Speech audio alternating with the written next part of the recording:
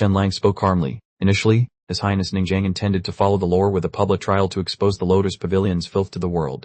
However, I believed the fallout would be more explosive than New Year's firecrackers, so I chose a swifter path, executing the entire Lion family and taking Bai and Shen out as well. The inner hall fell silent for a moment, yet Ning Yuanxian did not explode in anger.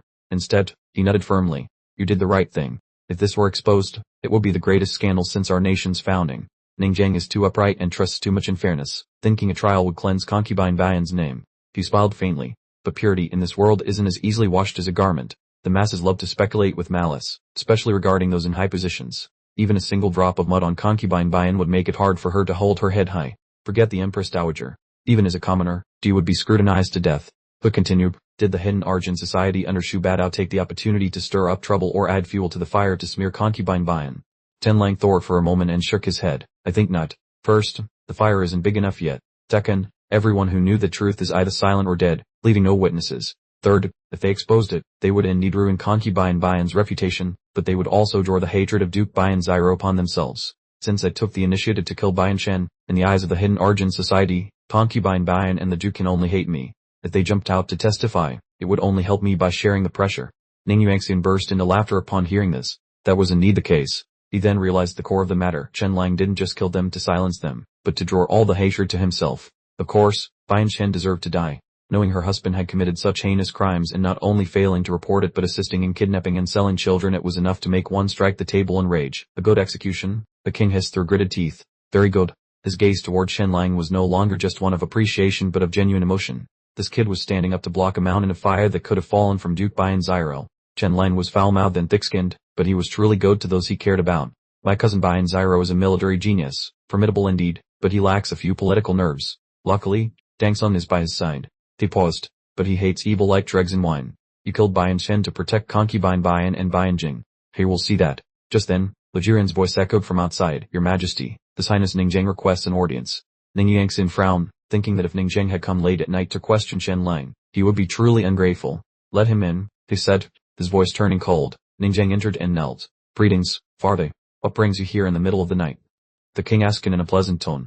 Ningjiang stood up and unexpectedly turned to Shen Lang, bowing deeply. Thank you, Brother Shen. Ning Yuanxian was slightly stunned. The son of his might look dull and speak bluntly, but his heart was as clear as a mirror. Is there anything else? The king asked, his voice softening. If not, go and comfort your mother, concubine Baiyan. Yes, Ningjiang replied as he walked into the inner hall. Outside, Ning Yuanxian looked at Shen Lang and asked slowly, Shen Lang, do you want me to issue a royal decree? Shen Lang thought to himself that if the crown prince heard this, he would faint. The meaning was clear. The king wanted to use his royal status to directly crush the hidden Arjun society, perhaps even using military force to wipe them out. Shen Lang quickly shook his head. No, absolutely not. I can fight Shu Badao and Shu Dingyu because it's a private feud, but your majesty is different. You can suppress them in the shadows, but you must never openly declare their destruction. First, you still owe them a massive debt. Second, their influence is too vast. Third, they are backed by the great Yan Empire. If you strike openly, the consequences would be unimaginable. Yuanxian fell silent. Even as the king of Yu, he had to admit some powers couldn't be touched at will. The crown prince, the hidden Arjun society, and the Zhu clan were tightly intertwined, with great Yan backing them. It was no wonder the crown prince was becoming increasingly arrogant, repeatedly challenging the king's authority. Yuanxian said slowly, the hidden Arjun society has provoked me time and again and even framed you in concubine Baiyan. Shall we just let it go? No, of course not, Chen Lang replied, but the method must be different. Your majesty just needs to wait for a good show. Just be mentally prepared. This play will make the hidden Arjun society and the crown prince cough up blood. The shock will be immense. According to my plan, leveling the hidden Arjun society's headquarters in the state of Yu is just the opening act. When? Ning Yuanxian asked. In 3 days. Ning Yuanxian nodded. I shall wait and see with great anticipation. 3 days passed quickly. The surface is calm as a lake before a storm. News that the Lotus Young Master, Lion Jin, and his entire family had been killed while he and his wife were missing hit the capital like a stone cast into a pond. Even more terrifying was the name behind it, the great bandit Ku Taoyuan. The man who had long disappeared had resurfaced. Commoners didn't know, but anyone of status knew the commander currently at the Marquis of Champing's manor was the Ku Taoyuan of old. During the Spring Thunder crackdown, he was the de facto commander despite his rank. Yet someone dared to use his name to massacre the Lion family. Who was this person and how bold were they?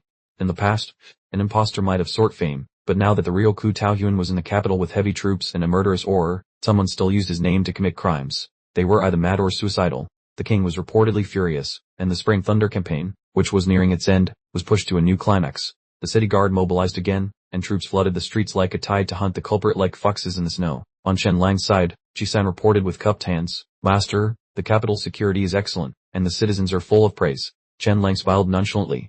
"That is the credit of Ningjang in the Spring Thunder operation. For the struggle for the throne, this is a good thing."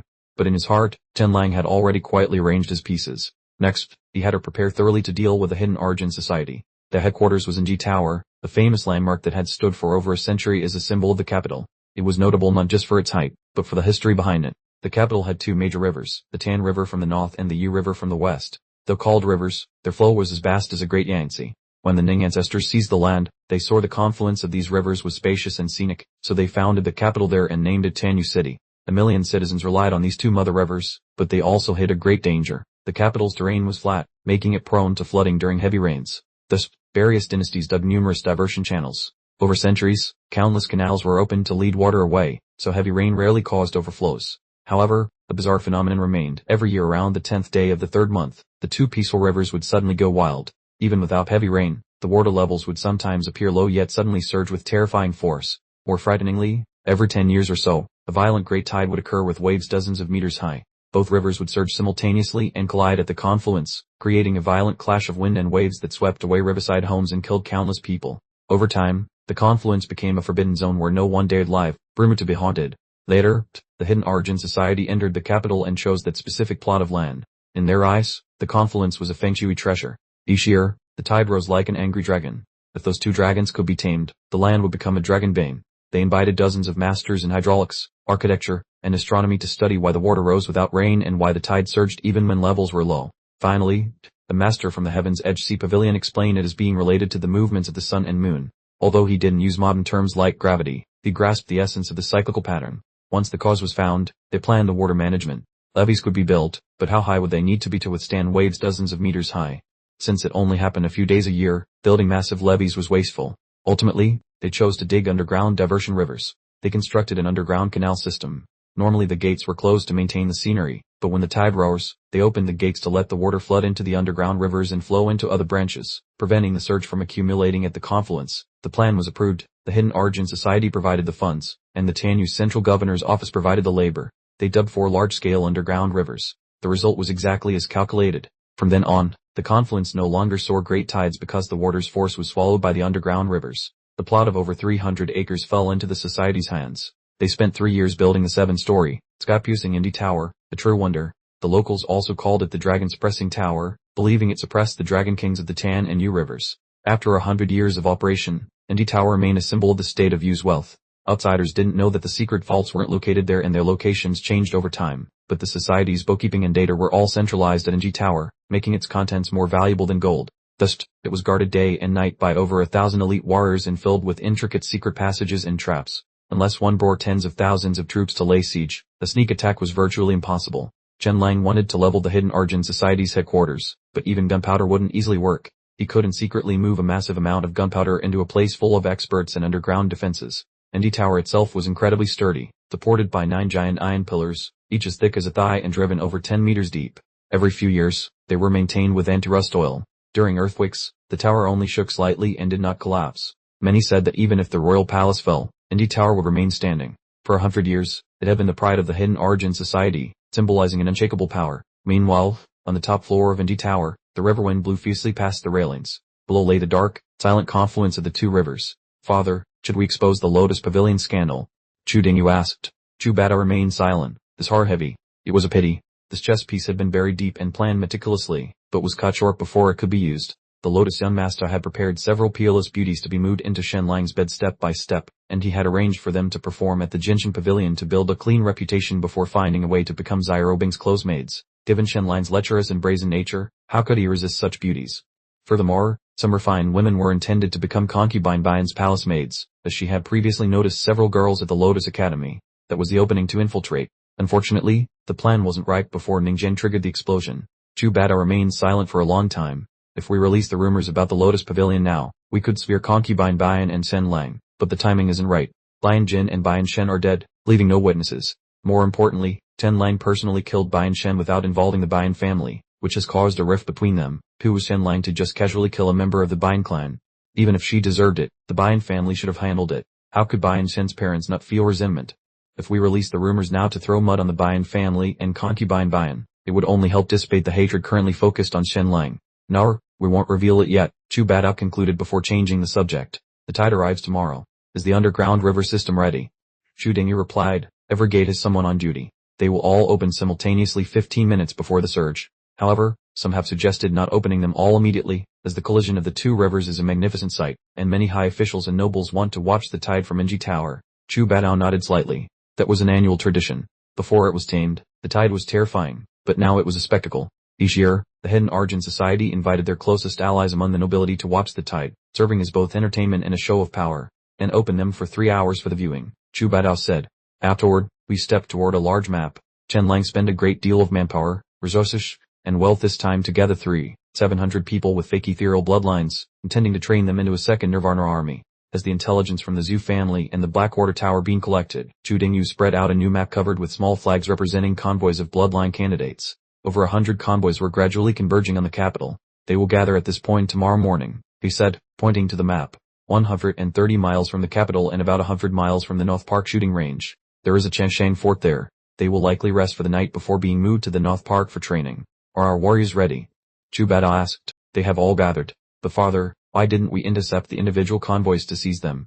Chu Badao shook his head. According to the Zhu family's intelligence, Chen Lang is very cunning. Many of the wagons are decoys, and the weaker bloodlines are used as distractions. I must catch them all in one net and not let him keep a single person. Chu Dingyu added, "The Sword King Lai Tangqiu, 200 experts under Ku Taoyuan, and several hundred experts from the Heaven's Path Society have already closed in on Changshang Fort to support the bloodline shipment. Does the Sword King Lai Tangqiu arrive from the kingdom of Jiang?"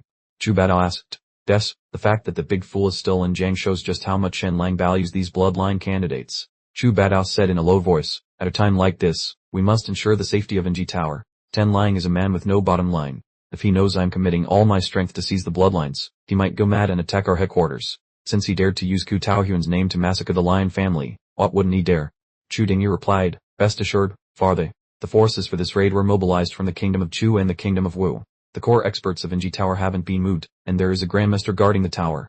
If Shen Lang dares to launch a sneak attack, so much the better. As many as come will die, working right into our trap." Uncle Shu nodded slightly and spoke slowly, while still maintaining the appearance that Anji Pavilion was exerting all its strength to resist, so the world would think their experts had swarmed into battle. They would then quietly follow a secret passage back to set an ambush and lure Shen Lang into the trap. "Understood," Chu Dingyu replied softly.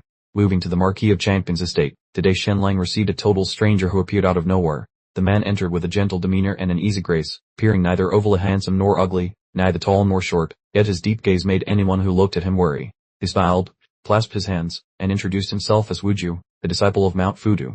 Chen Lang's pupils contracted slightly. That most dangerous organization had finally sent someone. Chen Lang returned the gesture and said, "Master Wu, please, have a seat." Wuju gave a faint smile and said, "Master Shen must be thinking of Lady Zhu Yin and Mr. Benchuk. Rest assured, the two of them are still safe and sound." He stopped there without another word. Chen Lang thought to himself, safe and sound being imprisoned but still breathing can be considered a kind of safety. Wuju suddenly asked, "Does Master Shen like Ningheim?" Chen Lang felt a chill down his spine and replied, "I hate her very much." Wuju chuckled softly. "Coincidentally, I don't like her either.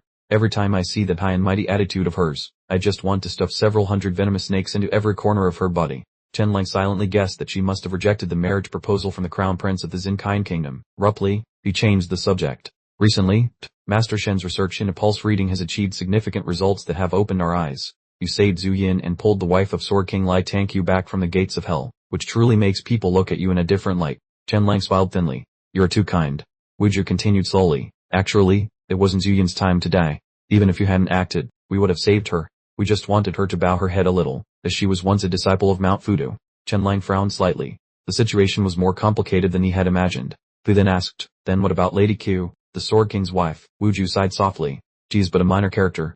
Chen Lang remained silent, thinking to himself that Sword King Lai Tangqiu was revered as a great expert in the world, yet in this man's mouth, the status had become that of a minor character.